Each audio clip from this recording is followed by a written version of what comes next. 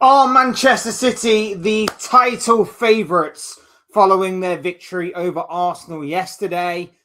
Have Arsenal once again bottled the Premier League title? Is it second again? Ole, ole for Mikel Arteta's side. What is going to be the final standings of these two teams come the final of this 2025-26 Premier League campaign? Big up to each and every single one of you that is in the building. Second live stream of the day coming at you. And we're talking Arsenal, Manchester City. We're talking the title race after yesterday's incredible game between these two yesterday. Arsenal versus Manchester City at the Etihad Stadium. City, it was a must-win game for Pep Guardiola's side, and they achieved exactly that, winning by 2-1 and having Ryan Shirky and Erling Haaland to thank for both of those goals. A mistake from Gigi Donnarumma at 1-0 lets Arsenal back into the game. It was a very short lead that Ryan Shirky gave Pep Guardiola's side. A mistake from Donnarumma allowed Havertz to sneak in and manage to get a goal back, an equaliser for the Gunners. But in the end, Haaland had the last laugh. City had the last laugh between these two. And now it is on, and on in a major, monumental way as far as what the title race is concerned. It's in City's hands right now. If they win against Burnley on Wednesday, they will go top of the table, it seems. I think pending goal difference, but I think anything more than a 1-0 win, I think we'll see City top of the table. I think I'm right in saying that. Maybe even a 1-0 win might be enough for City to go top of the table. And that is a sight that we haven't seen in a very, very long time. Arsenal's long-standing position at the top of the table will come to an end after yesterday's defeat. Back-to-back defeats now for Mikel Arteta's side in a game in which they didn't need to lose. They didn't need they didn't need to win. They did not need to win. It was a must win for Manchester City. It was must not lose as far as what Arsenal were concerned. A draw would have been fine and kept the destiny of the Premier League title this season well and truly within their hands. But as it is, the momentum is now with Manchester City. The wind is firmly in the sails of Manchester City. And they were good value for their victory, Man City. They were very good value for their victory, Manchester City, yesterday. They definitely did deserve it.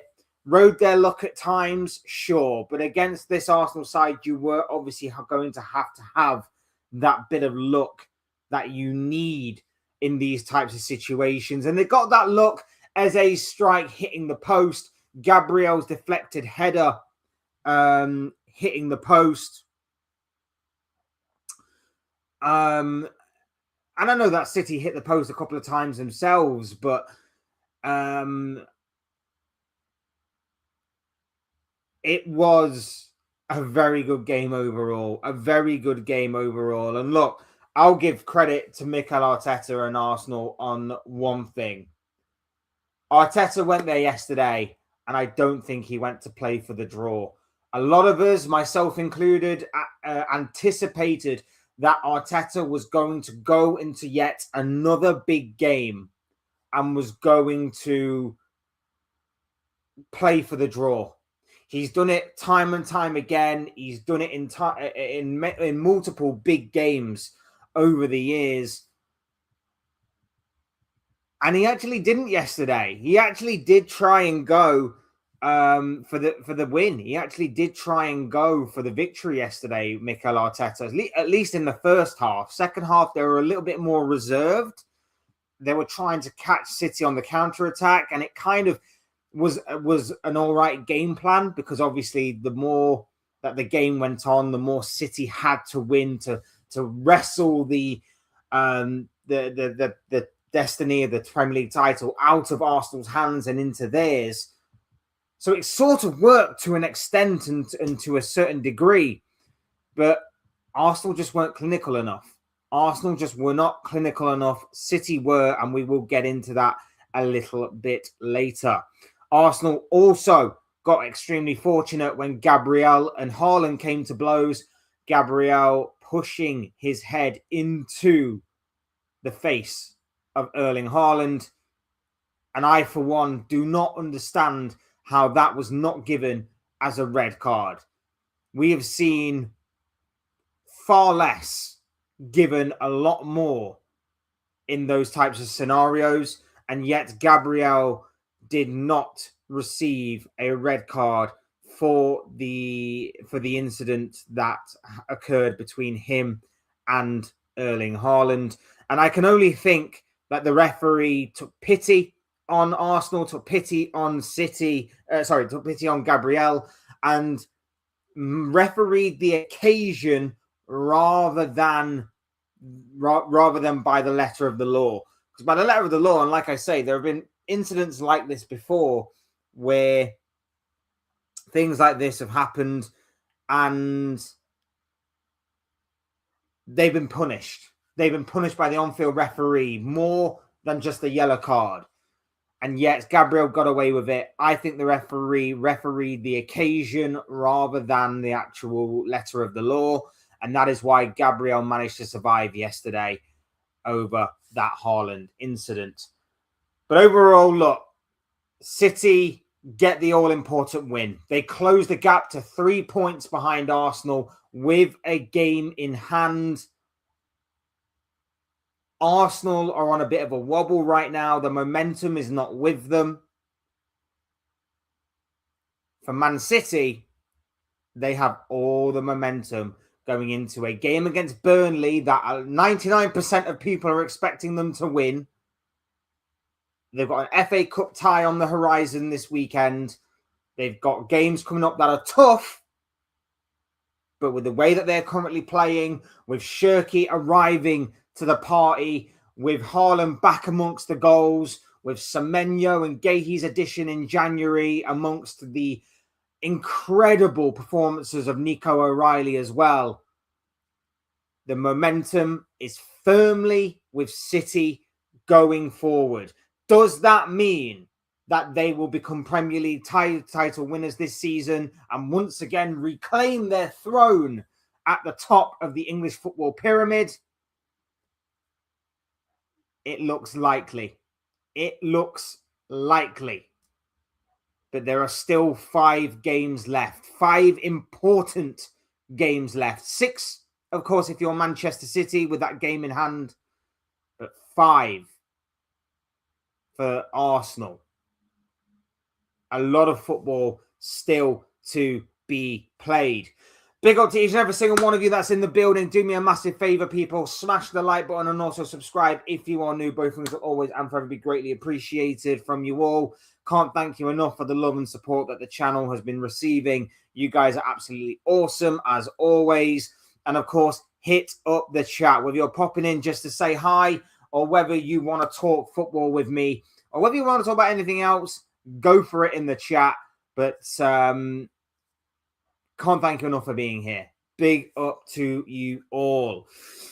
Big up Grandioso is already here. Big up to you, my bro. Says, I feel maybe that we are the favourites after we won yesterday, but it is far from over. And I completely agree with you, my dude. It's far from over. Like I say, there's 5 games for Arsenal left, 6 games for Man City. Points on the board mean more than games in hand, of course. You still have to go and face that game in hand with Crystal Palace. You still have to go to the likes of Bournemouth, Everton. I believe you've got Brentford as well. I could be wrong, but I believe you've got Brentford. Not easy games to play, especially when you consider that Arsenal lost to Bournemouth last week. Arsenal have also had Everton as a bit of a thorn in their side in recent years. And not only that as well, but Brentford have been flying this season. So not easy games by any stretch of the imagination, but with the way you're playing right now, you'd be a fool to go completely against Manchester City with the way some of your players are performing right now. I think that it could have ended either way yesterday. I seriously thought we wouldn't come back from that Donnarumma mistake. What I liked about City's performance yesterday was Donnarumma makes an absolute howler. And what you saw in that moment was the exact reason why Luis Enrique wanted him out of PSG. We all raised eyebrows when it happened. We were all questioning what the hell is going on in that moment and in that situation. But with the way that Luis Enrique likes to play football, what you saw from Donnarumma yesterday was a reason as to why Luis Enrique wanted him out. Not the be-all and end-all, but a symptom of the reasons. But what I liked about City's performance was that they didn't dwell on it. They didn't let that affect them. They just went about their business and went, right, okay, we've suffered a bit of a setback. It's annoying because we worked so hard to get in front. Let's calm down, chill. We've got this. We have got this. And you were calm throughout the entire game. You were calm throughout the entire game. And what I saw yesterday, even though Arsenal played more on the front foot, more attacking, a bit more aggressive, they were the ones that looked nervy. They were the ones that looked like they had a point to prove yesterday. And that emotional side of things, a little bit, I think, got out of hand a little bit, which is why I said at the beginning, Gabriel was very lucky not to have got sent off. I think if this was a normal Premier League game, I feel like he would have been sent off. But I think because it was built up as this title decider, because it was built up as this, battle between the two title contenders this season, I feel like the referee, like I say, refereed the occasion rather than the actual game. And that's why Gabriel survived. But what you saw yesterday was Arsenal go there with a point to prove. And they just fell apart. They just fell apart at the crucial moments. Big up Bush Baptist in the building. Lovely to have you here, bro. Can't believe the Prem is giving City only 1 day rest in the most important stage of the season. They got Crystal Palace 22nd of May, then Villa on the 24th. Bit mad, should be at least 48 hours worth of rest.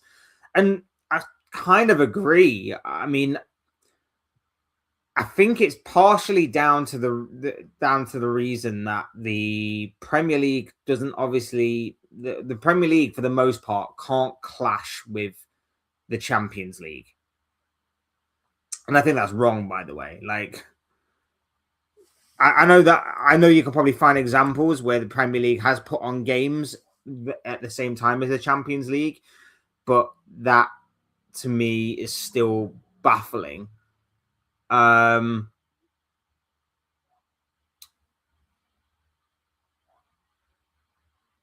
But even so, is there definitely not a midweek earlier that they could have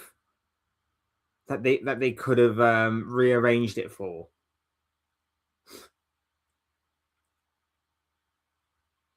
There surely has to be a week in which they could have rearranged that fixture. Like, that just seems really poor placement on the Premier League's part.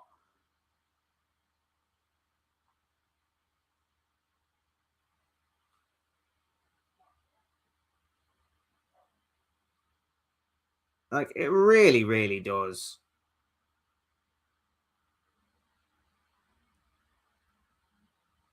They put it on a Friday. Why couldn't they do it on a Thursday or the Wednesday?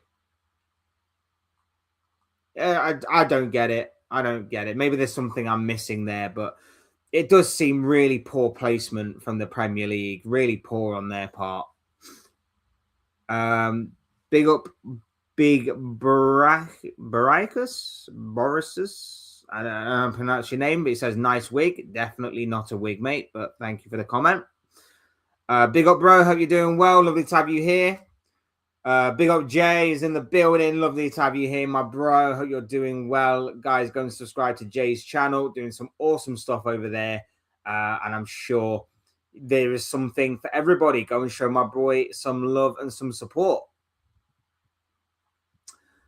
Big up Titan Rowan is in the building. Lovely to have you here, bro. Hope you're doing well. Lovely to have you here. I enjoyed that Arsenal loss. Gabriel really is the most annoying player. Look, I like him. I like him as when he's on form, he's a great defender. But I'd be lying if I said that there aren't elements of his game in which I think he's such a prick. He's such a prick. You remember when Tottenham thought they scored an equaliser in the North London derby, and he basically, throws himself to the floor. It's little things like that. It's little battles he gets into. It's the little challenges that he'll put in. He will bully attackers. But as soon as he gets bullied by the attacker, he throws himself to the floor and he cries and he moans. And Haaland just had him yesterday. Haaland had him yesterday. Past few weeks, though, Gabriel's been losing it a little bit. He's definitely lost a little something. Maybe it's fitness. Maybe it's not properly recovering from that injury he picked up not long ago. I don't know what it is, but the past few weeks, he's just not been the same Gabriel. And like I say, Haaland yesterday wasn't exactly a vintage Haaland performance, but he certainly got Gabriel rattled yesterday. He certainly got Gabriel rattled, even more so when he rips his shirt. Like Gabriel was certainly all over the place yesterday, and I'm surprised that Haaland didn't kind of target him a little bit more, especially towards the end of the game. I know both were on yellow cards after that particular incident, but even so, I still think like there was certainly something there that they could have latched onto. And like I say, he was very, very fortunate to remain on the pitch. I don't know how, but not for the first time this season. Not for the first time this season. Gabriel has been fortunate to stay on the pitch for the entirety of 90 minutes. So it's an interesting one. It's an interesting one. Will you be doing watch-alongs in the future? I hope to be. Maybe not so much towards the end of this season, but I'm hopefully looking to really do them a little bit more at the beginning of next season. So hopefully. But we shall see. We shall see. Do you fear that Szoboszlai will leave Liverpool if you don't get Champions League? I think Champions League's done. I did a stream earlier today, bro, in which I basically said I think we have got Champions League football right now. I don't see any of the other clubs below us winning, at the very least, 3 games and Liverpool not picking up more than 3 points in the remaining 5 games. I think we'll keep. I think we've got Champions League football for next season, and Szoboszlai is staying. Hopefully, we tie him down to a new deal as well in the process. The way you see Rice running is not normal compared to early in the season. I think he is playing through pain-killing injections. Same reason Saka could be finished for a long time. I fear for Arsenal. I fear that as well. I said earlier on in the season when Arsenal played Wolves that Saka's injury record and his performances over the course of this season and towards the end of last were not great. And I feared that it was because Mikel Arteta has ran the guy into the ground. And when I was watching Declan Rice this season, I was like, this guy is phenomenal. This guy is incredible. The way that this guy can just run for 90 minutes, have a couple of days off, run again for 90 minutes, have a couple of days off, run for another 90 minutes is truly a testament to his fitness level and truly a testament to how incredible of an athlete he is. But he's not a robot. He is human. And he will break down. And I made this comparison earlier on in the season as well. I talked about how Liverpool went through this with Jordan Henderson. Liverpool went through this with Fabinho. They played so many games over the course of 2 seasons that when it came eventually to, progressing into the 3rd or 4th year or whatever it was, they shut down. Their legs completely gave in. And that's why we had to get rid of Fabinho. That's why we had to restructure and renovate and resurrect our midfield the way that we did with McAllister and Endo and Gravenberch and Soboslai. Said we had to do that. And it was because the legs of those players fell off. And I'm fearing that the same is going to happen now with Declan Rice. We're seeing it with Bukayo Saka. I have a horrible, horrible feeling that maybe not so much towards the end of this season, but maybe going into next season, Declan Rice might just break down. He might just break down. That's what I'm worried about. Because there is a lack of rotation there. I thought the reason Arsenal brought in Christian Norgard was because you could rotate Declan Rice with Norgard. But it's clear that even for £9 million, Mikel Arteta doesn't trust Christian Norgard. Doesn't trust a lot of his new players, to be honest with you. I mean, why was Victor Gyökeres on the bench yesterday? You bought this guy in because you think he's going to be the final piece to this Arteta-Arsenal puzzle of crossing the line from being title contenders to title winners. And in the biggest game of your season, you leave him on the bench. You give him 10 minutes to try and to try and do something. What are you doing? And that's my criticism of Mikel Arteta yesterday. Like I say, I actually give him credit for trying to go out there and try and get the win. I give him credit for that because I was not expecting it. What I don't give him credit for is the subs he made. What I don't give him credit for is the starting 11. I find that strange. But what I take from yesterday as well is if Arsenal do go on to bottle this title, I don't put it down to yesterday's result. In hindsight, it'll be seen as a pivotal result. It will be seen as the momentum completely switching. It will be seen as, City gaining everything that they needed to go on and win the title, whatever. But I don't put yesterday's result down to why Arsenal bottled a 9-point lead. I put bottling a 9-point lead down to being a coward against Liverpool, both home and away. I put it down to being a coward against Bournemouth last week in their loss, losing to Aston Villa the way that they did, drawing to the likes of Wolves and Brentford, losing to Manchester United, drawing to Chelsea. All of those results can be factored in to how and why Arsenal bottled a 9-point lead if that materializes at the end of the season. That's what I put it down to. Don't necessarily put yesterday's down to solely just that.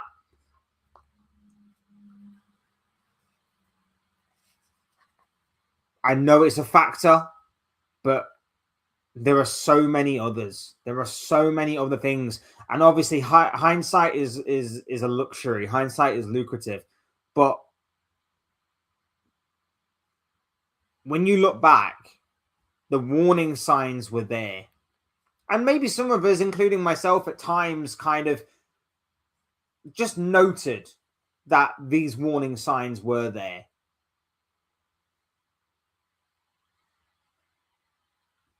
But we just didn't maybe take them as seriously. We just said, like, look, this is an area that you need to be cautious about. Declan Rice looks like he's absolutely shattered. Bukayo Saka looks like he's breaking down at every opportunity. Noni Madueke's useless. You know, just little things like that. Just little things like that. And now it's all seemingly blown up at a crucial time. Of course, still a lot of football left to be played. A draw or a defeat here and there for Man City obviously swings everything back in Arsenal's favour, but Arsenal need to capitalise. And Arsenal have got a couple of big games coming up. They've got Newcastle on the horizon. They've also got West Ham as well. There's one more, I think. Sorry, Fulham. Yes. So they've got Newcastle this weekend. They've got Fulham the weekend after. And then they've got West Ham after that. They've also got Atletico Madrid either side of that Fulham one. But they've got 3 massive games coming up. Newcastle haven't been great this season. But again, Newcastle can turn up. They've got the potential and the players to just turn up on a one-off game. And if they are physical and if they bully Arsenal, I want to see how Arsenal's mentality reacts to that. Because in the past, Arsenal have wilted under that kind of pressure. Add the pressure that they've had a 9-point gap completely slashed by Man City. I want to see how Arsenal respond. I don't know if they're going to be fragile. I don't know if they're going to grow from that. I don't know if they're going to show some balls and actually, you know, go out there and get an important win. I don't know, but I want to see what Arsenal are made of, because I know what City are made of. I know what Pep Guardiola is made of. I've been on the receiving end of those one too many times. But Arsenal, a few years ago, they were 8 points clear and they bottled it. That was a different Arsenal team to what they are today. That Arsenal team back then played a lot more nicer football, a lot more attractive football, but they didn't have the mentality to go again. A year later, City were just one step ahead all the time. A year later, Liverpool came out of nowhere to leapfrog both City and Arsenal. This year, a 9-point gap. They had numerous opportunities to maybe extend that lead, maybe put more pressure on City. A few weeks ago, City fans were saying that the league's done. Myself included, as a Liverpool fan, from the outside looking in, I was saying the league's done. Now I'm saying the title race is well and truly on. That just shows you how fast things can quickly turn in football. Jay says they are just too good. They really are, bro. City, fair play and credit to them. Big up Trudon is in the building. Lovely to have you here, my bro. It says it's not over yet. No, it's not over yet by any stretch of the imagination. But the momentum is with City. Arsenal need to dig deep now. Arsenal really do need to dig deep. Hi, Fletch, Jordan, and chat. How are you? Like and subscribe, people. Yes, do what AI is saying here, people. Hit the like button and subscribe if you're new. Both things will always and forever be greatly appreciated from you all. I'm doing good, thanks, bro, and I hope you are too. Lovely to have you with us. Who is going to win the Premier League? I've said Arsenal for the majority of this season after Liverpool fell off a cliff.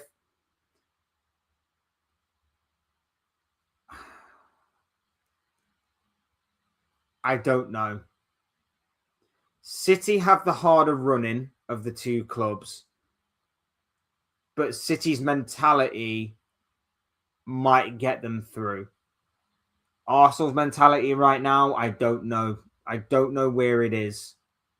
I'm sticking with Arsenal for right now. If City went there yesterday and absolutely slapped them up 4-5-6-0, and if Arteta and Arsenal had not have played the kind of way that they did, in which they were actually going for the win rather than just a draw, I might have switched to City. And I referenced that in my preview video that I would probably switch to City. I'm still sticking with Arsenal, but I want to see how they do against Fulham. I want to see how they do against Newcastle this upcoming weekend. I want to see how they do. Because if they drop points there, it's definitely over. It's definitely over. Unless by some miracle, Burnley managed to pull off an upset against City, which I don't see happening. Do you rate Wirtz? Absolutely, I do. I still think there's a fantastic player in there, and I just think we just need some time and then maybe a new manager to properly unlock him. Prime Henderson over Declan Rice is what Trudon is saying here. Wirtz has been a flop. I'd swap for Elise if it was possible. Fair enough. Rice has a World Cup too. He's going to be knackered next season. Yeah, that's another factor as well. The World Cup's coming up, and he's going to be a pivot. He's going to be crucial to England's setup there.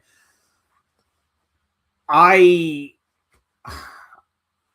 be shocked if he is still the same Declan Rice next season that we're seeing this season. I would be absolutely shocked. I wouldn't think the guy is human if he is.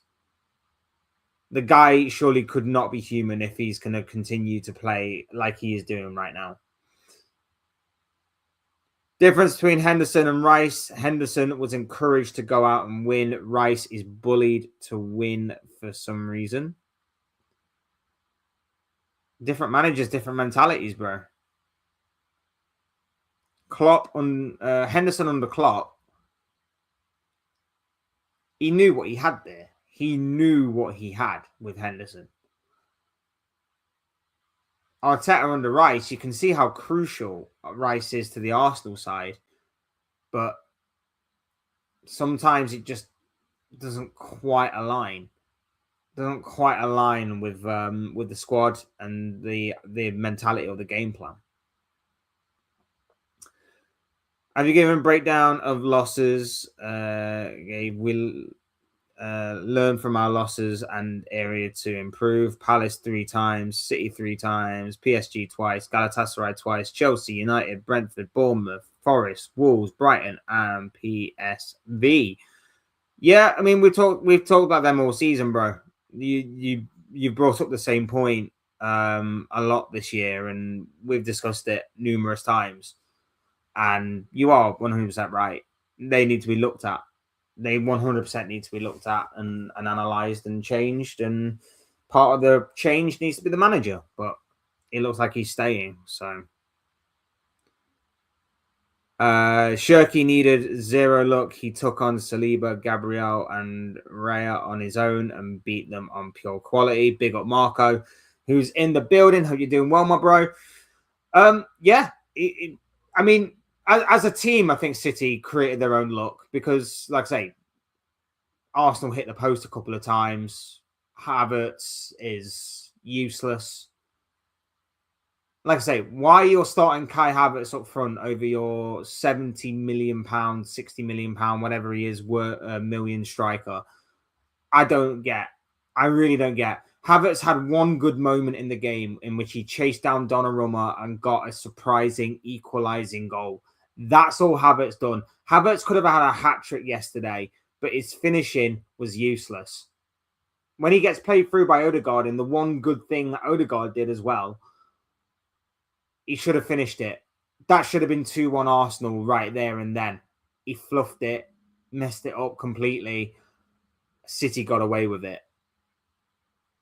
He then has that header towards the end. Just get it on target. If he gets it on target, either side of Donnarumma, it's in.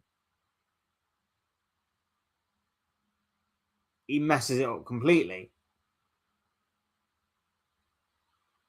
Gabriel hits the post.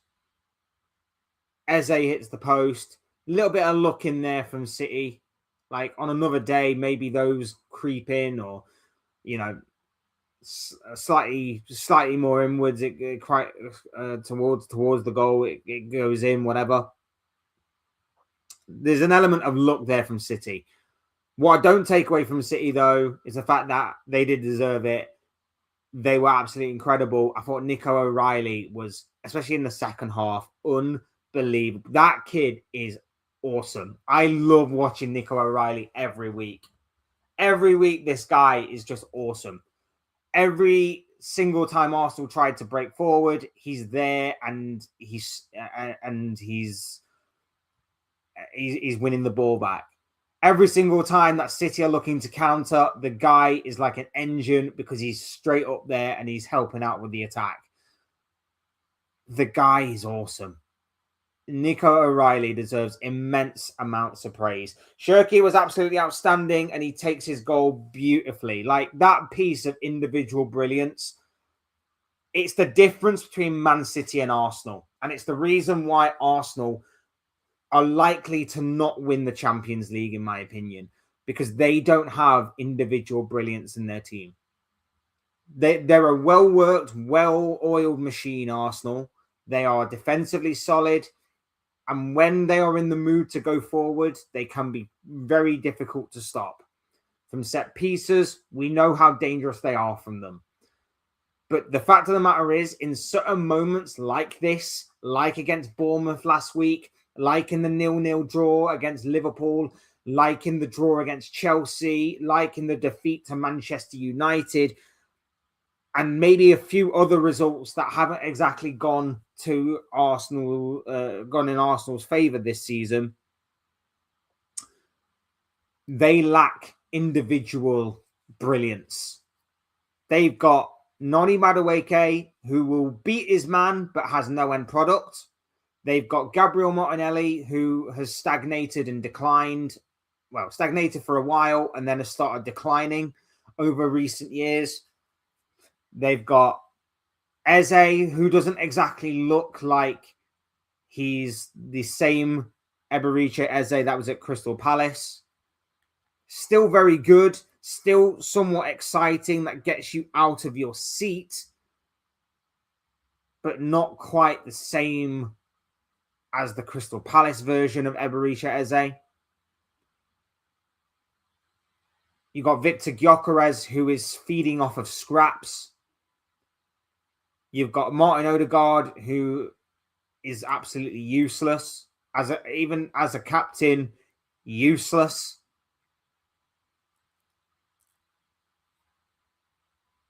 Like, there's very little individual brilliance there from Arsenal. And if there's nothing from open play, you're relying on set pieces. And that is not sustainable. Neither is relying on individual brilliance week in, week out, by the way. I'm not saying it isn't. But what we saw yesterday from Shirky, individual brilliance, turned the game. Now, it only turned the game for a matter of moments because Donnarumma made a mistake. But individual brilliance or a mistake turns games. And especially in knockout competition as well, individual brilliance turns games. And that's what you're going to have to rely upon. That's why I can see you beating Atletico, but it's not going to be easy. And even then, I think you get to the final and you play PSG. PSG have got that in abundance. PSG have got a beautiful combination where they'll beat you as a team. They'll stop you defensively. They are difficult to stop when they are going forward. But as well as that, Dembele can pop up with an individual moment of brilliance out of nowhere. Kvaratskhelia can do the same. Doué can do the same. Barcola can do the same. They are unbelievable. It is why I don't trust you to win the Champions League. And as far as what the Premier League goes, it's why you lack in these moments in these games. You still might be able to get away with it because maybe City have got difficult games coming up in which they drop points. Entirely plausible. But in certain games, you just need that one guy just to be like, I'm taking this game by the scruff of the neck. And that's exactly what Shirky did. No look about it. Absolutely brilliant from him. And he's finally arrived at the party. And I love it. My pick is for Arsenal to make the Champions League final but lose to PSG, and Arsenal to lose the Prem on the final day of the season and be left with absolutely 0 trophies. That is the dream, my friend. That is the dream. I would love them to go out to Atletico. I would love Atletico to win the Champions League. I think I've mentioned that on stream before. I would like for Atletico to win the Champions League, but I could understand if, obviously, Arsenal make it to the final and they face PSG. I don't see Bayern beating PSG. I think it will be a PSG final. I'm hoping it will be a PSG Atletico final, but I could totally understand, like I say, if or when Arsenal get there, PSG versus Arsenal in the final, PSG win hands down. Have you given breakdown area to improve?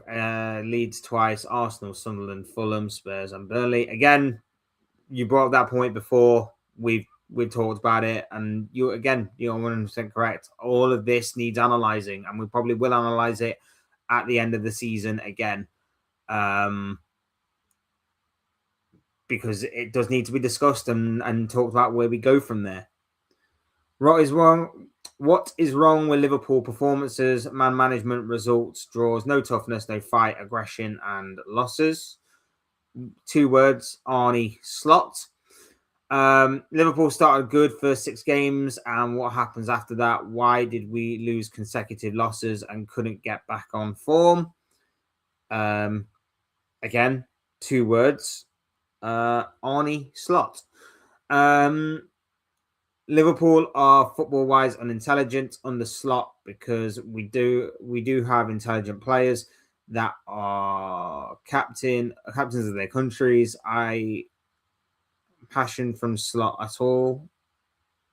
It's a shame, but it's time to pack his bags. Completely agree. Get him out of here. It's still not good enough. This consolation prize is still not good enough. Liverpool fixtures: Palace, Chelsea, United, Villa, and Brentford. Very true. Arteta only have 2 Prem away games left this season.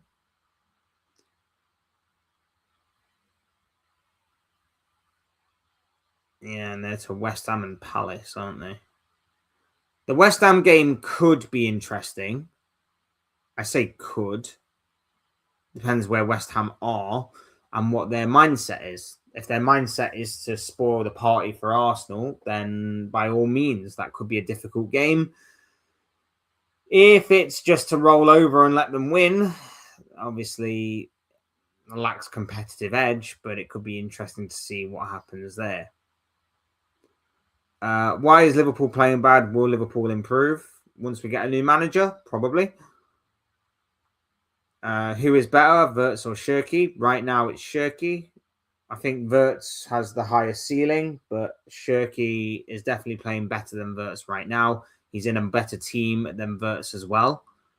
I also think, though, that if you were to swap the 2 over, I think Shirky would be playing like Wirtz and Wirtz would be playing like Shirky. So I do think the team somewhat beneficial to Shirky. But at the same time, Shirky is showing a bit more individual brilliance than what Wirtz is right now. So go with Shirky. Who is better, Isak or Haaland? Haaland. Who is better, Gravenberch or Rodri? Come on, bruv. Don't ask stupid questions like that. You're better than that. You're much better than that. Everybody knows Rodri's better. Rodri on one leg is better than Gravenberch right now.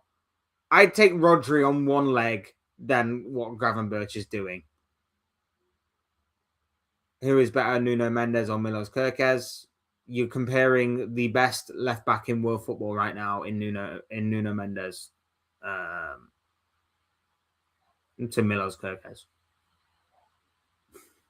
What are we doing here, bro? I know that Kerkez has been fine this season, much better than what a lot of people are giving him credit for. But come on, it's Nuno.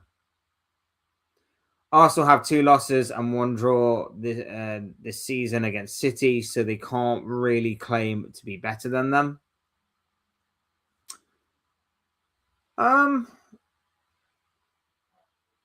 Yeah, but as we know, seasons aren't based on individual aren't based on individual games. Take the year that Leicester won the title, for example. The year Leicester won the title, Arsenal beat Leicester twice, home and away. Does that mean that Arsenal were better than Leicester that season? No, of course not. Of course not. Individual games mean very little. Who is better, Frimpong or Hakimi? Again, you're comparing the best right back in world football right now to Jeremy Frimpong. Who is better, Gakpo or Kvaratskhelia? Kvaratskhelia with no arms, no legs, and no head, just a torso, just a body, is better than Cody Gakpo. Who is better, Salah or Elise? You talk about in their prime, Salah, for his output alone. But right now, it's Elise. Havertz has been okay. I think he scored the decider against Sporting and was dangerous yesterday. At least he scored, but still, of course, Gyökeres deserves more game time. But maybe Arteta felt like, assuming that's finished, felt like Havertz deserved it. Look, Havertz is an awkward one. I know his season's been hit with injury this year. I get that. Havertz is an awkward one, though. I feel like Havertz is a confidence player. When the team's playing well, he fits in. When the team's playing well, he fits in, and no one really spots him doing anything bad out of place. But when the team's needing him to step up, needing him to play well, and I'm not just talking about masquerading a poor performance with a goal or an assist, I feel like he goes missing. And yesterday, he had 3 opportunities yesterday. One that was gifted to him by the goalkeeper. That was the equalizer. And the other 2, Odegaard lays it on a plate for him. He should have finished it. The third one is a great cross, and he should finish it, and he doesn't. And they're the fine margins and fine lines. Are you telling me that Haaland misses either one of those 2 efforts on goal? No. Haaland had 2 chances yesterday. One he hit the post with, and one he scored from. That's all he needed. He's a 1 in 2 goal merchant. Havertz is not. He needs 3 or 4 chances, maybe even 5, before he finally gets his goal. That's the difference about how clinical he is in comparison. Like Havertz, how he does not earn a point for Arsenal in that moment, I don't know. But those are the kind of things you look back on and go, that was a critical moment. And I don't think it's the first time that Havertz has been guilty of this kind of thing. I swear if you go back last season or even the season before, I'm sure Havertz has been guilty of missing gilt-edge opportunities on more than one occasion in big moments and big games for Arsenal that could have turned title races on their heads.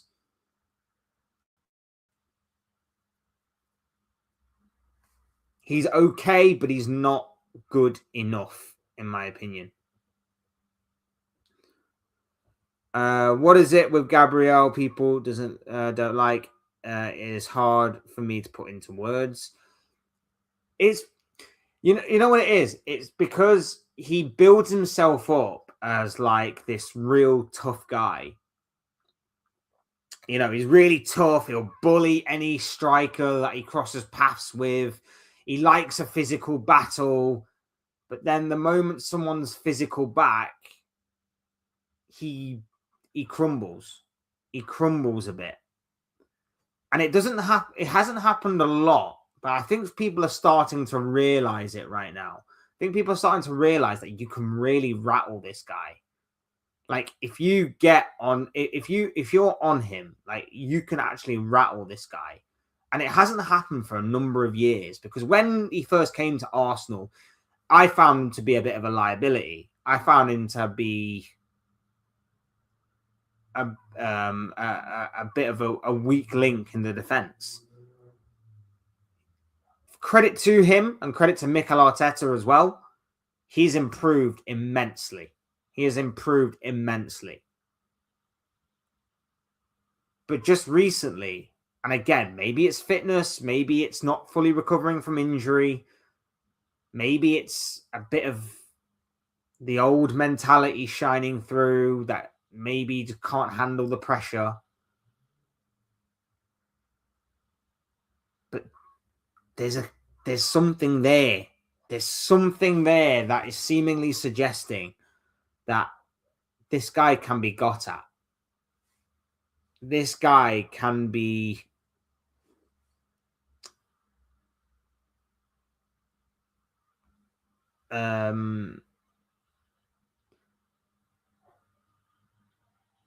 handled, shall we say, for use of a better word, can be handled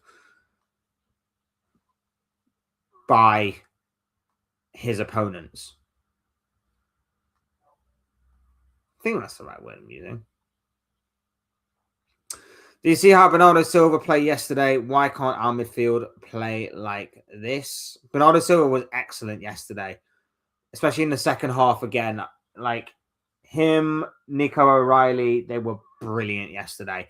That moment where Havertz is trying to race through on goal and this Bernardo Silva guy who, for all intents and purposes, for the majority of this season, seemed like his legs had completely gone, manages to run back, catch up with him, and manages to clear the ball. I know obviously it came off Havertz's arm for a handball, but to still manage to race back and to do his defensive duties the way that he did, it was a very mature performance from Bernardo Silva yesterday, certainly rolling back the clock a little bit on what was a fantastic overall performance from him. It is not about having 4 silvers. It is about having individualists. 1 silver is golden, is what Grandiose is saying here. If Aston Villa win the Europa League and they finish in the top 5 and Chelsea finish 6th, will Chelsea still get Champions League since winning Europa also gives an extra ticket? I believe that is the case. I could be wrong, and maybe someone will correct me if I'm wrong.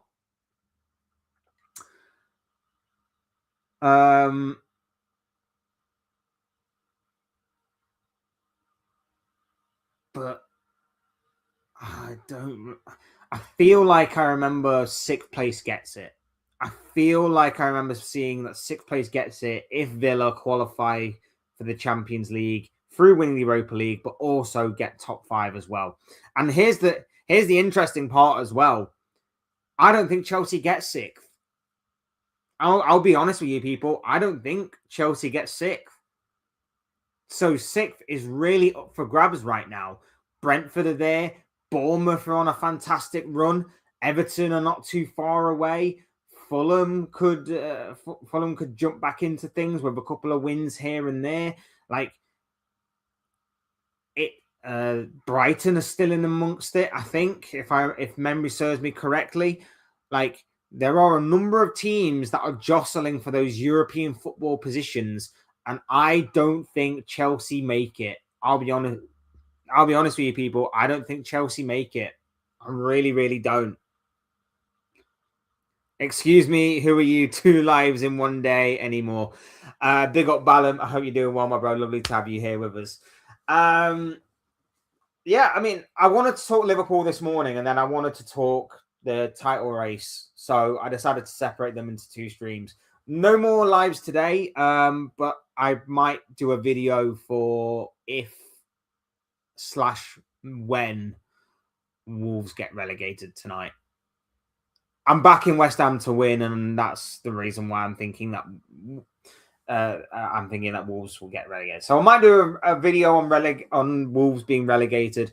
Obviously, it depends on how tonight's game goes, but yeah, that was probably all you'll get from me as far as today goes.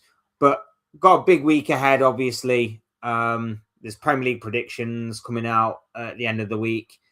There's FA Cup predictions as well that we're going to be doing, I think Friday. So that will be out Friday. And I also want to talk some Chelsea this week at some point as well. So we shall see. We shall see.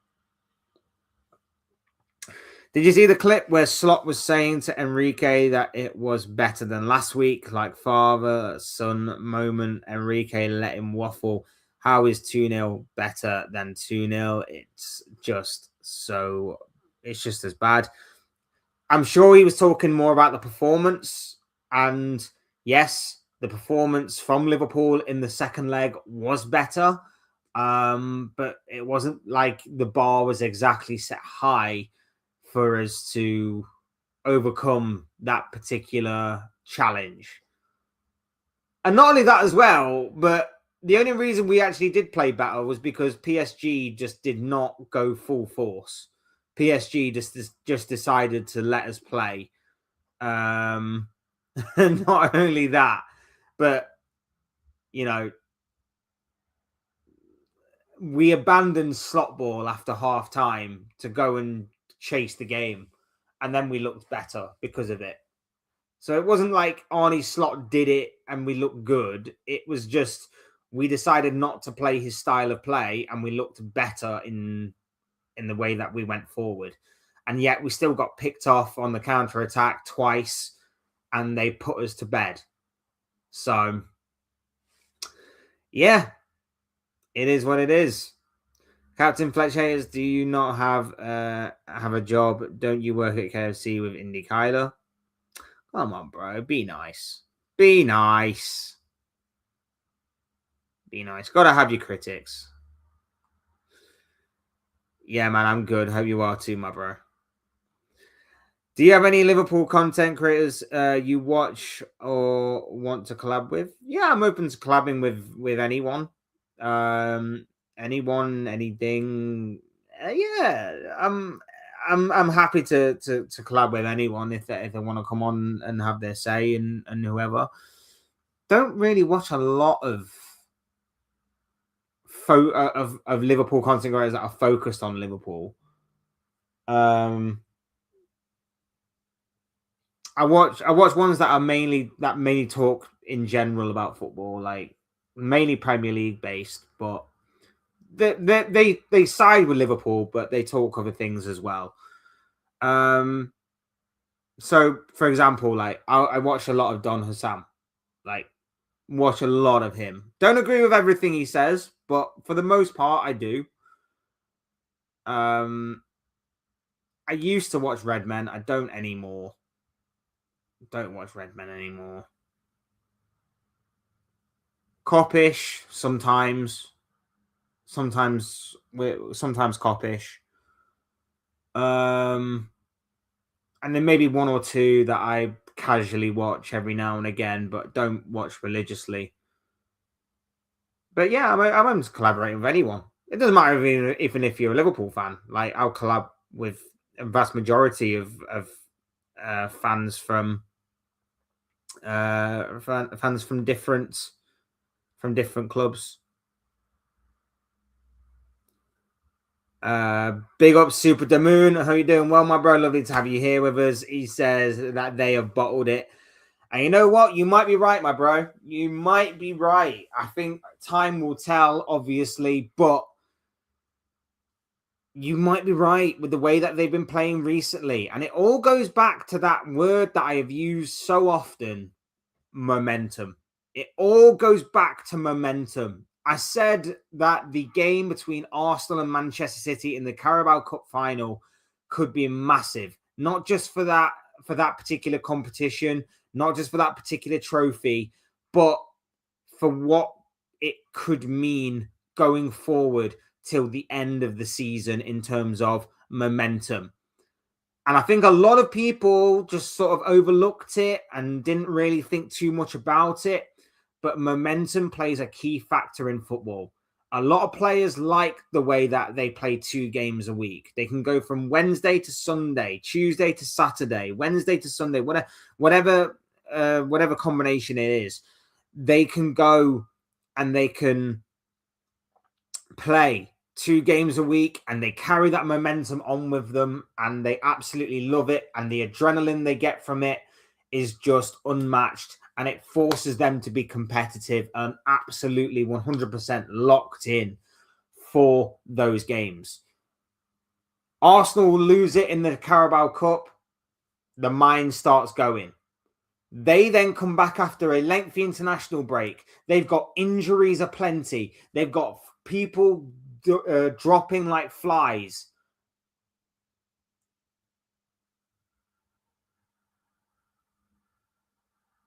And then they lose to Southampton in the FA Cup. That was the biggest shock. They lose to Southampton in the FA Cup, and now it's panic stations. A few weeks ago, they were talking about quads. They were talking about trebles. Now they are talking about you cannot bottle this title. You cannot bottle this title. You have to win one or the other in terms of the major honours this season. Champions League or Premier League at the very least. One or the other. And that doubt has crept into the fan base. That doubt has crept into that squad. And now they're panicking. Now they are panicking Skywalker. Sorry, I just had to throw that in there. They're panicking. And I think you're right in terms of the bottle job might be official very, very soon. But I also saw stuff yesterday to suggest that maybe there is a bit more fight left in Arsenal than we previously thought. Maybe there is a bit more of an intensity with Arsenal than we've seen before. Because that Arsenal side that went to the Etihad yesterday weren't playing for a draw. A lot of us, including myself, thought that that would be the case. But they didn't play for the draw yesterday. They went to win. And the reason they didn't win was because the players weren't good enough. And that is on the manager. That bit's on the manager. He reportedly has a lot of say in the transfers at Arsenal. He signed off on the likes of Noni Madueke. He signed off on other players as well that are clearly not good enough. He doesn't trust in Victor Gyökeres. Now, obviously, he wanted Sesko, not Gyökeres. That's been well documented.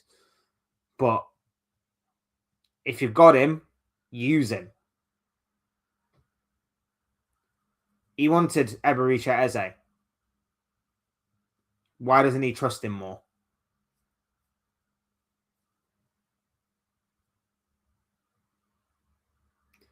Just certain things have kind of been self-sabotage, shot himself in the foot a little bit as far as what he is concerned. But you could be well and truly spot on. The bottle job might be official very, very soon. Personally, I think Everton away and Bournemouth away on paper could cause a problem with Manchester City. We shall see. Manchester have games in hand and goal difference is 1 or 2 between each team. And you're 100% right, bro. Like, Everton are going to be challenging for Europe. Bournemouth are on a very, very good unbeaten run right now. those games might prove incredibly difficult for Pep Guardiola and Manchester City. They could be difficult. Add that to the Crystal Palace game, which, as we previously stated in this stream, is a couple of days away from the final day of the season. That's going to be tough. That is going to be tough. Every point matters. Every game matters. Arsenal are not out of this just yet. They've got a couple of big games coming up too. They've got a couple of London derbies to contend with. They've got Newcastle, who have been a thorn in their side in recent years, and they've got to prove that they have the mentality to bounce back from these 2 defeats in a row. 100%. There are question marks about both of these teams. And that's what makes it extremely interesting. Sorry, just to rush the word. No problem, dude. Like I say, anytime. You're welcome here, anytime, even for as long or as short as you want. Really do appreciate you being here, my dude. Really, really does mean a lot that you take your time out, your busy schedule, to hear the ramblings and rants of this guy. So I really do appreciate it, mate. I really do appreciate you being here. Captain Fletch for Arsenal manager. He will win the Community Shield in 2026 in Wembley against Premier League and FA Cup winners Manchester. I did do an Arsenal career several years ago on Football Manager, and I did get them back to being Premier League winners. So just throwing that out there. No, I wouldn't. I wouldn't do that. Would not do that. The weekend is Southampton versus Manchester City in the FA Cup. Will Chelsea progress in the FA Cup? They need a win. I know they have a new manager. They can't fire him. Tottenham too. What a mess. West Ham need wins.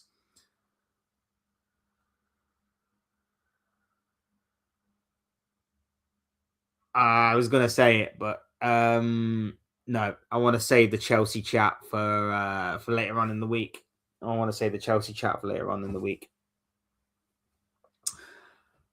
far as the FA Cup goes, look, I think City are in the final. As much as obviously you don't want to write off a team that caused a big upset in the previous round, I think City, in the form they're in, are going to get through to the final.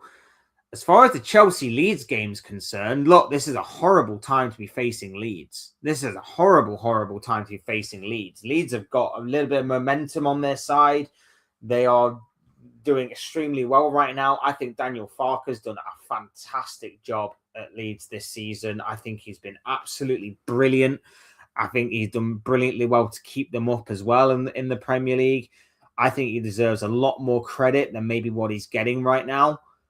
I would like to see Leeds progress. And I never thought I'd ever say that.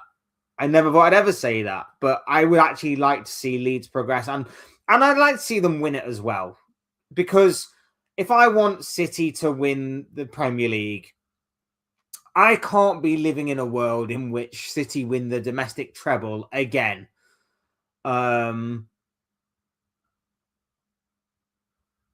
In a season in which has been absolutely dreadful for both the league and for that club in particular. So I don't really want to see City win a treble. So I'd like to see Southampton go through, and it would be a different final. Southampton versus Leeds would be good. Either way, my choice is Leeds. I go with a bit more of an underdog. I know that Southampton are the ultimate underdog in this situation, but I don't see them getting past City, unfortunately. Not like in the Champions League, where Atletico very, very well could get past Arsenal in the semi-finals.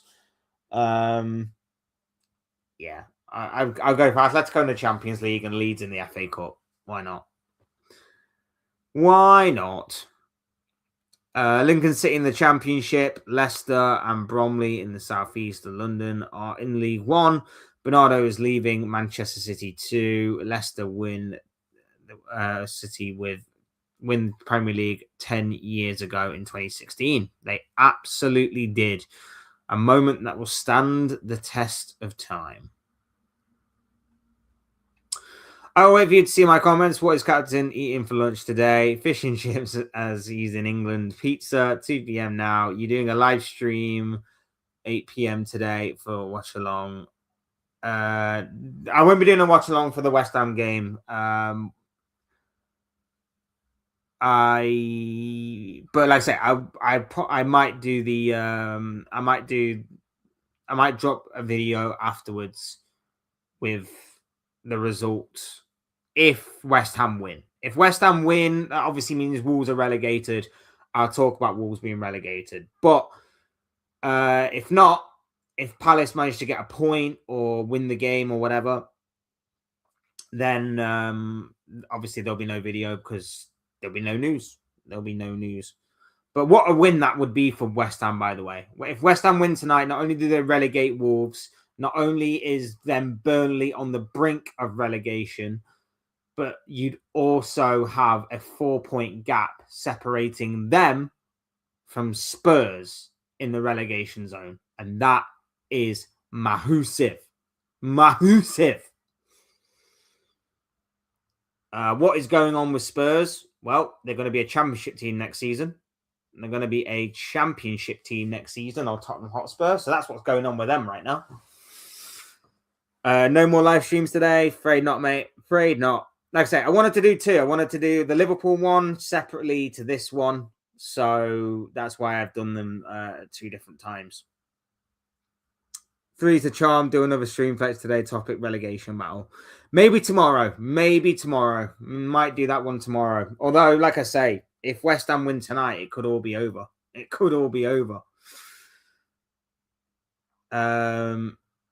I think Arsenal are more likely to win the Champions League. Their defensive style is more suited to Europe, and they're not favourites to win it. Wouldn't be surprised if they do. I don't want that to happen. Stop putting that into the universe. We don't want that to happen, bro. We don't want that to happen. Like I say, I'd take Atletico to win it any day. Hurricane fans will obviously want Bayern. I want the underdog. As long as Arsenal don't win it, I'm not entirely bothered, to be honest. Not entirely bothered. Panic and Skywalker, good. I like it. Yeah, fair enough. Because Fletch has a nice community, I can see him doing 4 live streams in a day, low-key. Another 2 more today. Arsenal have Newcastle at home. Newcastle in bad form, and their fans not happy. Could Eddie Howe leave? We shall see. Like I say, Newcastle have been a thorn in Arsenal's side. for the past few years. So it's not the realms of possibility for Newcastle to get something in the game. And again, Bruno Guimaraes is back. So that's at least a positive for Newcastle. I feel like if Newcastle were going to go to Arsenal, be very physical, very demanding, I think they can maybe give Arsenal a bit of a wobble there. I really, really do think that, because I know Newcastle haven't been great, but on their day, they can be outstanding. On their day, they can be awesome. And they have the tools, they have the potential and the possibilities to really make Arsenal work for the 3 points. And even then, it might not even be that they go and win it. I'm not completely convinced that Arsenal will get the win against Newcastle. I can see it happening, but I'm not completely convinced. Even with Newcastle not playing as well as what we know they can do. It's all about Arsenal's mentality. If Arsenal go into that game and they're still feeling a bit sorry for themselves and they're still licking their wounds and they are still crying over a 9-point gap being completely slashed by Manchester City in a matter of a couple of weeks, then Newcastle will take advantage. If Arsenal come back and they are focused, razor sharp, and they're like, right, we've had a blip, let's go, let's pick ourselves up and go again, then Arsenal will get back on track. But it's going to be a massive, monumental effort if that is the case. City forever since 2007 is in the building. Hope you're doing well, my bro. I'm sure that you're buzzing after yesterday's performance and result for your boys. So congratulations to you. Gabriel is a disgrace. Yeah, I mean, for what he did is a disgrace. I still think the referee is a disgrace for not sending him off. So both of them are really.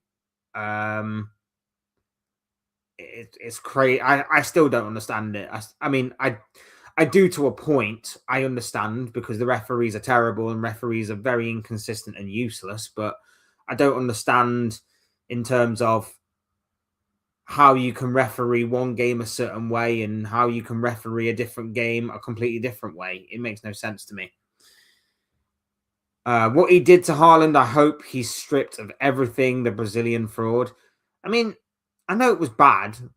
I wouldn't say it was bad enough for him to be stripped of everything, in your words, but I get why you're frustrated and angry.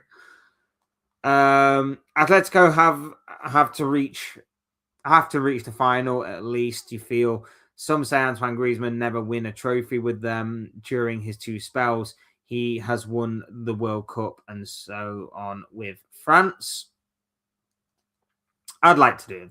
I like to do it for him and for Simeone. I like them to do it for him and Simeone, but I think PSG are just too well-rounded right now. They're just too good, PSG. Newcastle will slap Arsenal. I hope you're right, bro. I really hope you're right. Really, really hope you're right. Arsenal have West Ham away somewhere in the Olympic Stadium in Stratford.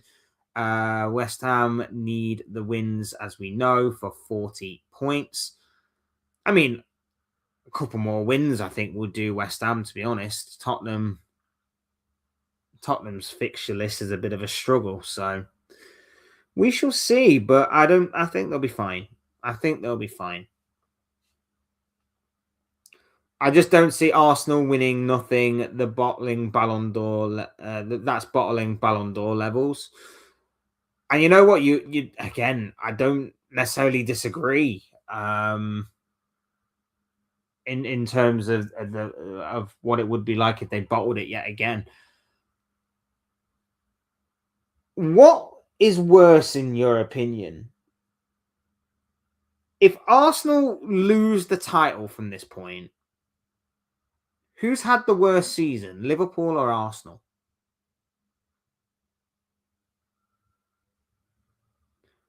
If Arsenal lose the title from this point, who's had the worst season, Liverpool or Arsenal? Just let me know. That's only if, of course, because it's still a possibility that Arsenal do go on and win the title.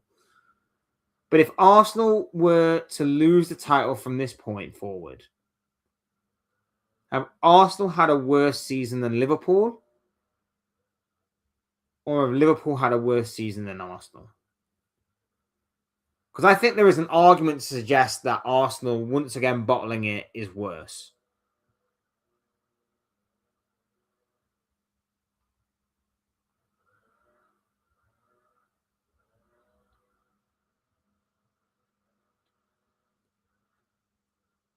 But I also think, like, obviously Liverpool's has been bad anyway because you're the defending Premier League champions. You go into the new season spending 450 odd million, and then you end up with coming away from the season empty-handed.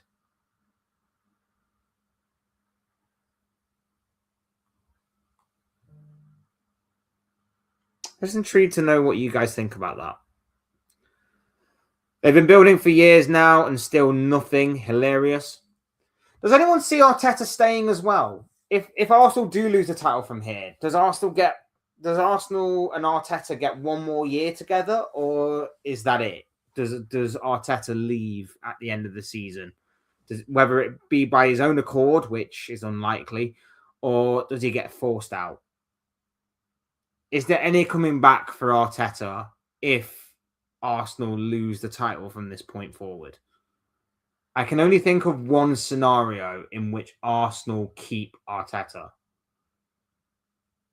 I can only think if obviously they lose the title. If they lose the title.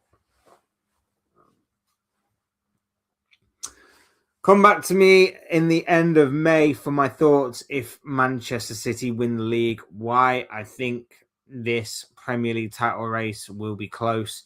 Manchester City matches are not easy on paper. Everton and Bournemouth is what Ballum is saying here. Big up, Jay. Hope you're doing well, my bro. Lovely to have you here with us. Manchester City have Aston Villa last day. Arsenal have Crystal Palace away in southwest London. Will be interesting. We know all about City having Aston Villa on the final day of the season, don't we, Ballum? I still have nightmares about Aston Villa being 2-0 up. Steven Gerrard is the manager. And then all we needed was a winning goal against, I want to say, Wolves. And then we hear the news. Oh, it's 2-1. Oh, it's 2-2. And City have gone and won the title. Painful memories. Painful memories. Anything can happen after the 5 games going that are left to play, is what Jay is saying here, and he's 100% correct. Arsenal have not just had this bad season. We should be talking about them winning back-to-back trophies.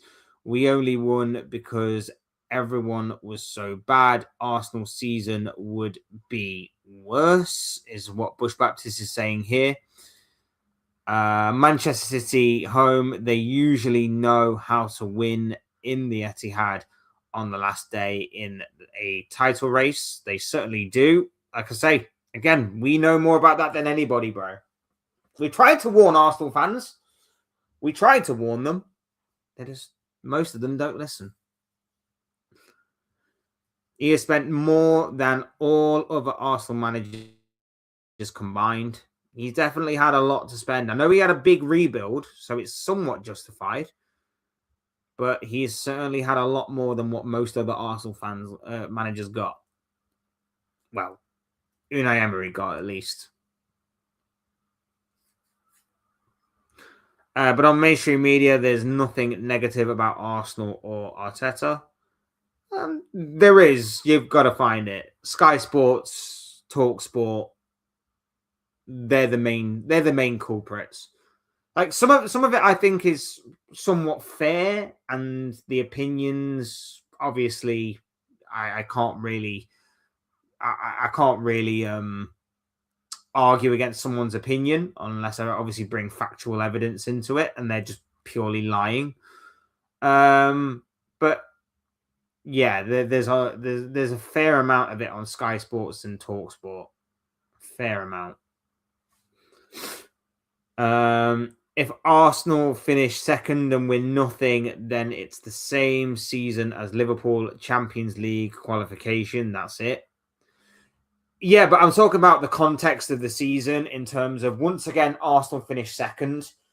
Arsenal had a glorious opportunity to win the title by being, at the very least, 9 points clear. They could have had more, but they didn't take those opportunities.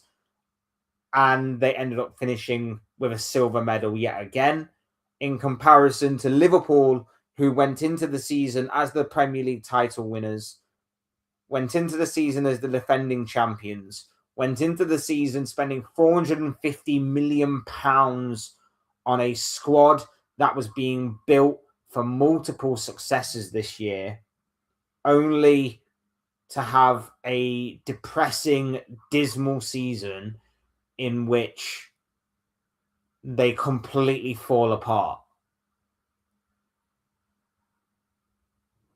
Like, I understand what you're saying in terms of, doesn't matter if you're not winning the title and you are finishing between second and fifth, you get the same thing. I'm just curious to know which one has had the worst season, because up until this point, it's definitely Liverpool. If the season was to end tomorrow and Arsenal were to be crowned as champions, Liverpool have had the worst season out of everyone. Liverpool had the worst season out of everyone, and that includes Tottenham being relegated.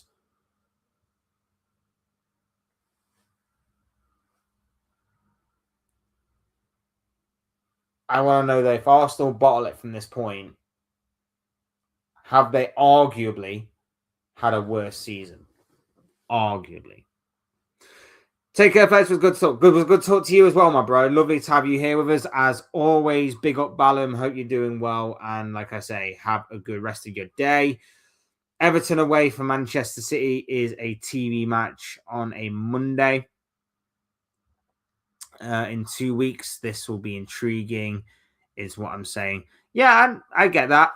The Everton, let's say Everton, you never quite know. You never quite know which Everton side's going to turn up. Are they going to be a side that is going to roll over and be passive, or are they going to be on it from the first whistle right the way through to the last? You never can really tell. Unbroken, Salah, Robbo leaving. The era is coming into an end, is what Jay is saying here, and you're 100% correct, bro. It's sad. The only ones that are left from our 2019 Champions League squads, Van Dijk and Alisson, isn't it? They're the only ones left. The last two standing from our 6th Champions League triumph. Phenomenal. I feel it is a Monday night football match from my own memory, unless I am wrong and someone can correct me. No, I think you're right, bro. I think it is a Monday night game. I think you're right.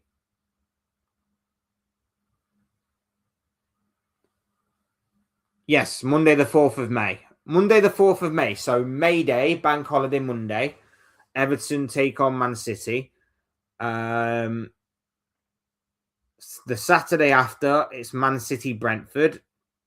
The week after, it is Bournemouth City.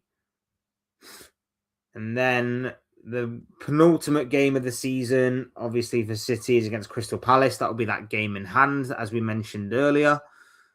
And then on the final day of the season, it is City versus Arsenal.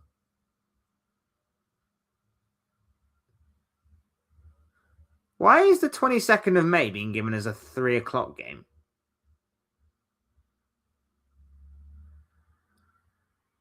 Why does it... Is that just... Is that legit? Is the time legit, or is it just penciled in and they're going to make up a time later? The 22nd of May.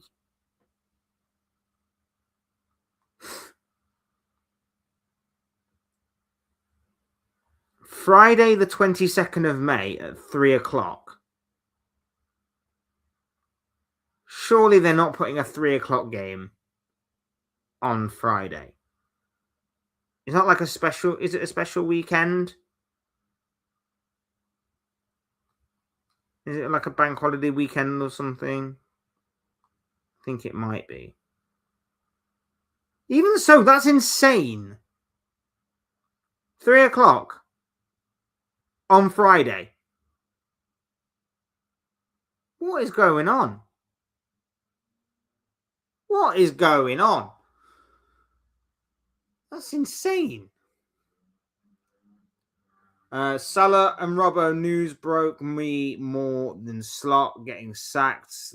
These two players play for the club. For us, all fans of the club and the badge. Thanks for everyone. Thanks for everything, Mo Salah and Andy.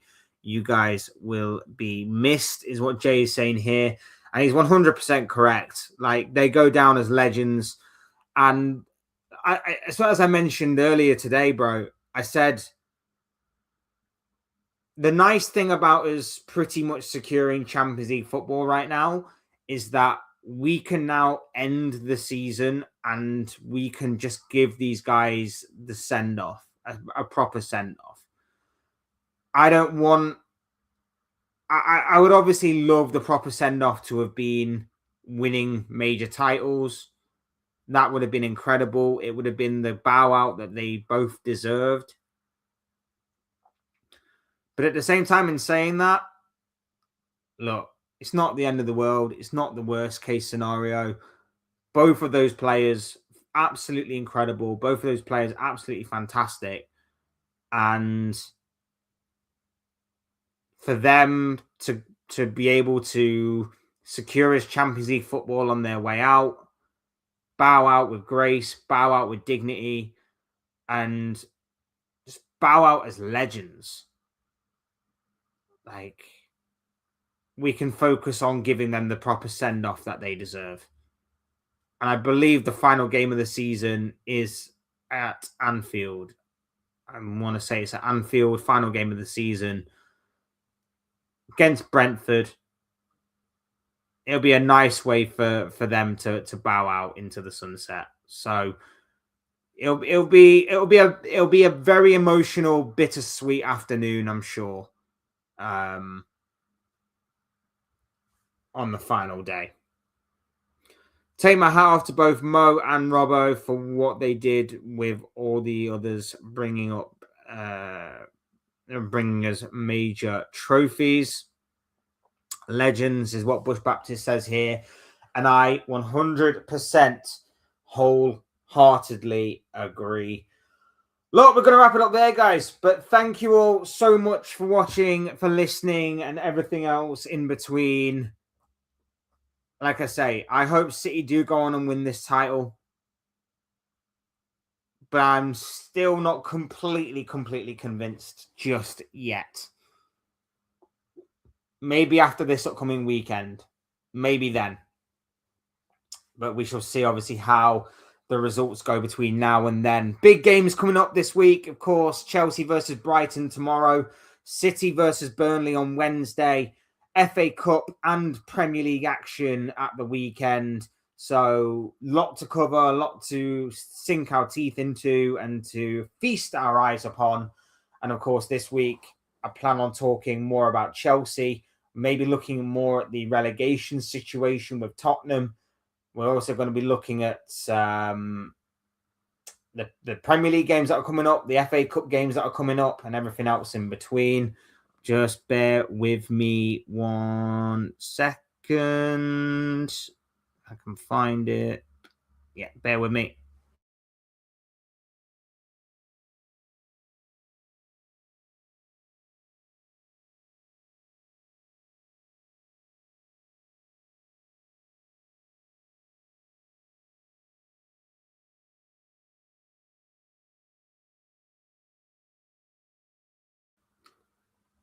There we go. I'm back.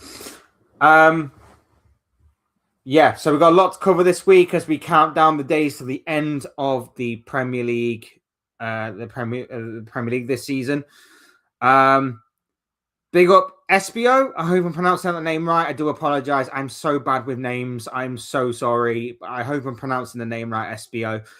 Manchester City will play another Premier League game after 2 days. What is your predictions about Burnley Manchester City game?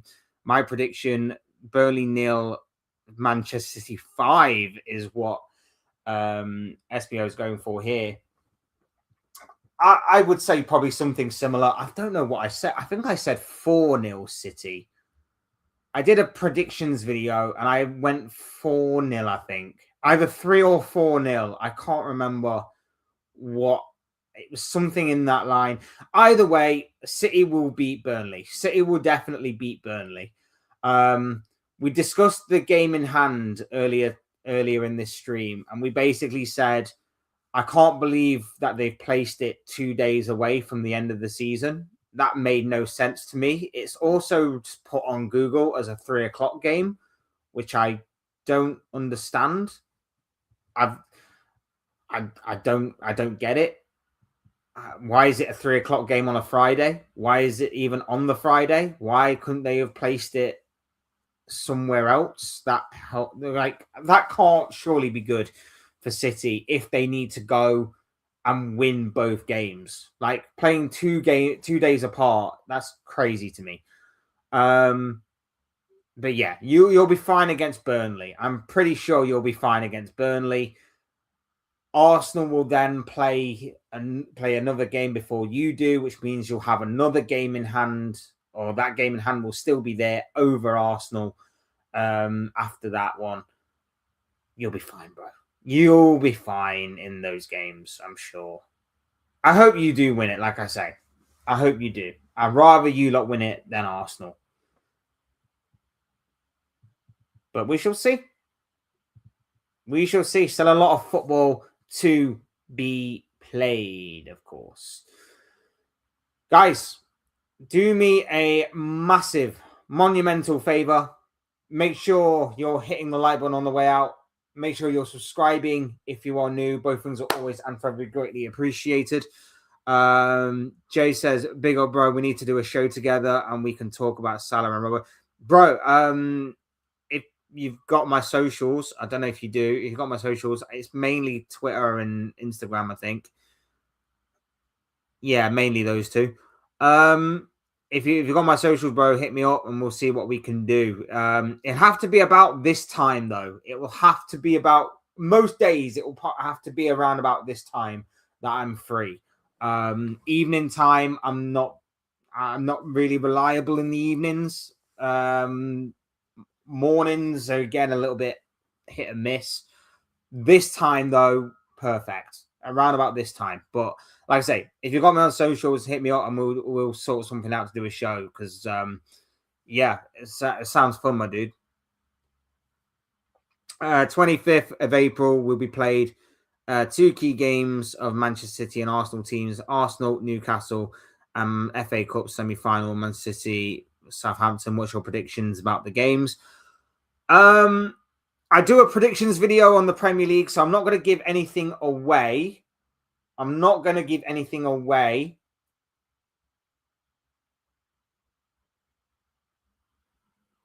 But Man City go through to the final of the FA Cup. I'll say that. Man City go through. I'll do prediction videos at the end of the week.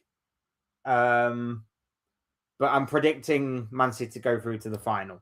I can say that with more confidence than anything that they will do. So my prediction: Arsenal 1, Newcastle 1, Man City 3, Southampton 1. Fair enough. You know what? They're not completely out their predictions, so I rate that. I rate that highly. Can you 24 hours stream every time? Bro, no. Maybe I could do maybe one day of that, but I'd need to build up a following for that. I'd need to build up a big following for that. Doesn't Goldbridge do that once a year? I feel like Mark Goldbridge does that once a year. We'll have to do something similar one day. Can you do a meet and greet? Again, following would need to increase for that. We'll see how it goes, but again, it's because it would be nice to meet you guys and discuss football actually in person and stuff like that. But again, the following needs to get bigger for that. I'm just a random guy ranting and raving and going crazy every single time. Can you sell merch like Redmen TV? Again, following would need to get bigger, but you know, maybe one day, maybe. Doubt it though. Are you going to charity game and mixed fit boxing? No, not right now. Not right now. But again, who knows? Who knows that later on down the line? Look, you guys have been awesome as per usual. Do me a massive favor. Smash the like button on the way out. Subscribe if you're new and want to see more content like this. Both things are always and forever greatly appreciated. Hit up the chat, hit up the comment section with anything that you want to discuss from this video or for future videos to come. Really do appreciate each and every single one of you. You guys, like I say, the love and support from you guys on the channel recently has been absolutely amazing. Cannot thank you enough for that. SBO says Donnarumma really makes mistakes, but his mistake against Arsenal could have cost 3 points to Man City. Yeah, it could have done. And like I say, I think in that moment you saw why Luis Enrique wasn't exactly convinced by Donnarumma, especially from playing out at the back. As a goalkeeper and keeping the ball at the back of the net, superb. As from a standpoint of playing out from the back, he does have those moments. He does have those moments, but it didn't cost City in the end. And yeah, he got away with it. But I'm sure that will be something he learns from, and I'm sure that'll be something that his defenders will also learn from as well. Because, yeah, like you said, it could have been a very, very costly mistake. Fortunately, he gets bailed out by Erling Haaland. But, yes, something that is worth keeping an eye on and worth acknowledging going forward. Thank you so much, guys. Really appreciate each and every single one of you being here. You guys are absolutely awesome. I've been Fletch. This has been another Fletch Talks live stream. I appreciate each and every single one of you. Have a good rest of your day, and I'll speak to you all again soon in another video or live stream or whatever it may be. Cheers, guys. Thanks everyone for watching. Take care of yourselves. Enjoy the rest of your day, and I'll speak to you all again very, very soon.